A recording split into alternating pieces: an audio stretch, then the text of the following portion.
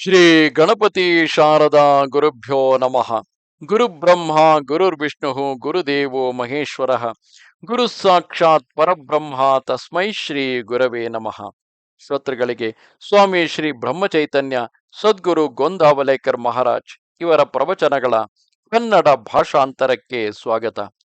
ಇಂದಿನ ವಿಷಯದ ಒಲವನ್ನು ಭಗವಂತನ ಕಡೆಗೆ ಹಚ್ಚಬೇಕು.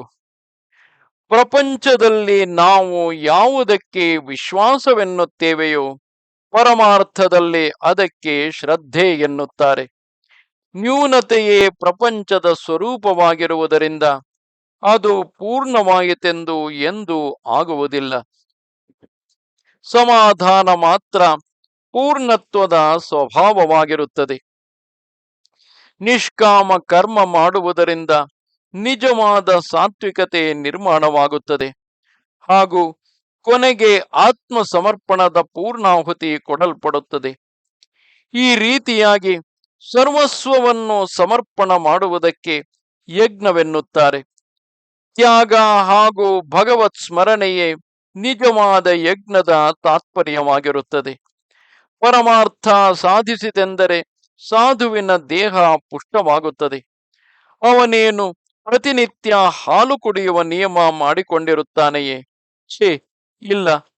ಭಗವಂತನ ಆನಂದದಿಂದ ಅವನ ದೇಹವು ತುಂಬಿ ಹೋಗಿರುತ್ತದೆ. ಸಾಧಕಾವಸ್ಥೆಯಲ್ಲಿ ಅವನ ದೇಹವು ಕಷ್ಟದಲ್ಲಿಯೇ ಇಡಲ್ಪಟ್ಟಿರುತ್ತದೆ. ನಿಜವಾಗಿ ಹೇಳಬೇಕೆಂದರೆ ಪರಮಾರ್ಥದ ಮನುಷ್ಯನು ದೈನ್ಯ ಭಾವನೆಯಲ್ಲಿ ಇರುವ ಕಾರಣವಿಲ್ಲ.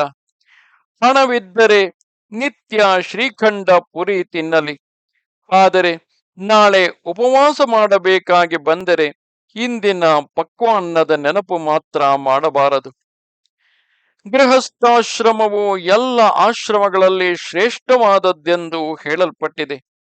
ಯಾರಿಗೆ ತಮ್ಮ ಹಿತ ಮಾಡಿಕೊಳ್ಳಬೇಕೆಂಬ ಇಚ್ಛೆ ಇರುತ್ತದೆಯೋ ಅಂಥವರಿಗೆ ಗೃಹಸ್ಥಾಶ್ರಮದಂತ ಆಶ್ರಮವಿಲ್ಲ.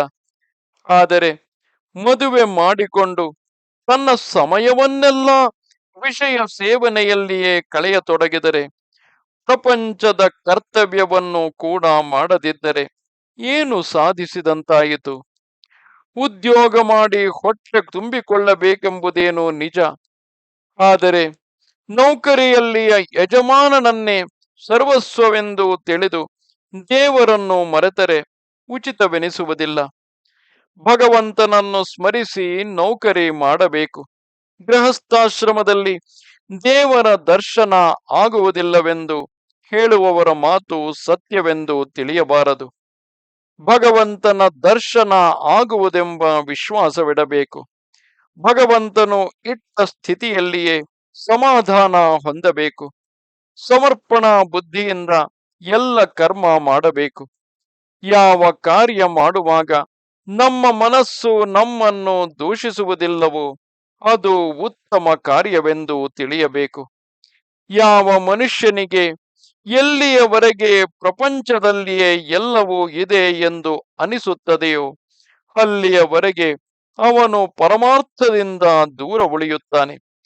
ಅಯೋಗ್ಯ ಜನರು ಸಮಾಧಾನದಲ್ಲಿ ಇದ್ದಂತೆ ಕಾಣುತ್ತಾರೆ, ಆದರೆ ನಿಜವಾಗಿಯೂ ಹಾಗೆಯೇ ಇರುವುದಿಲ್ಲ.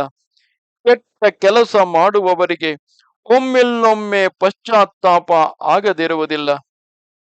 ಮಲತಾಯಿಯು ತನ್ನ ಮಲಮಗನಿಗೆ ತಿನ್ನಲು ಉಣ್ಣಲು ಹಾಕುತ್ತಾಳೆ, ಆದರೆ ಅಂತಃಕರಣದಲ್ಲಿ ಅವಳಿಗೆ ಅವನ ಮೇಲೆ ಪ್ರೇಮವಿರುವುದಿಲ್ಲ.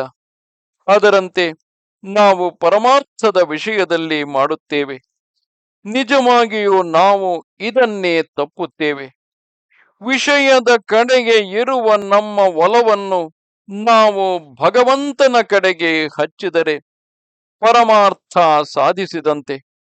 ವಿಷಯದ ಕಡೆಗೆ ಇರುವ ನಮ್ಮ ಒಲವನ್ನು ನಾವು ಭಗವಂತನ ಕಡೆಗೆ ಹಚ್ಚಿದರೆ ಪರಮಾರ್ಥ ಸಾಧಿಸಿದಂತೆ. ಯಾರು ತಮಗೆ ಇರುವ ವಿಷಯದಲ್ಲಿಯ ಸುಖದ ಭಾವವನ್ನು ಭಗವಂತನ ಕಡೆಗೆ ಹೊರಳಿಸುವರು, ಅಂದರೆ ಭಗವಂತನ ನಾಮಸ್ಮರಣೆಯಲ್ಲಿಯೇ ಯಾರಿಗೆ ಸುಖ ಸಮಾಧಾನ ಪ್ರಾಪ್ತವಾಯಿತು ಅವರು ಹುಟ್ಟಿ ಬಂದು ನಿಜವಾದ ಕಲ್ಯಾಣ ಮಾಡಿಕೊಂಡರು. ಪ್ರಪಂಚದಲ್ಲಿಯ ತಮ್ಮ ಜಿಗುಟುತನದ ಚತುರ್ಥಾಂಶವನ್ನು ಭಗವಂತನ ವಿಷಯದಲ್ಲಿ ಹೊಂದಿದ್ದಾದರೆ ನಮ್ಮ ಕೆಲಸ ಆದಂತೆಯೇ. ನಮಸ್ತೆ ಶಾರದೆ ದೇವಿ ಕಾಶ್ಮೀರ ಪುರವಾಸಿನಿ ತ್ವಾಮಹಂ ಪ್ರಾರ್ಥಯೇ ನಿತ್ಯಂ ವಿದ್ಯಾದಾನಂಚ ದೇಹಿಮೆ. ನಮಸ್ಕಾರ.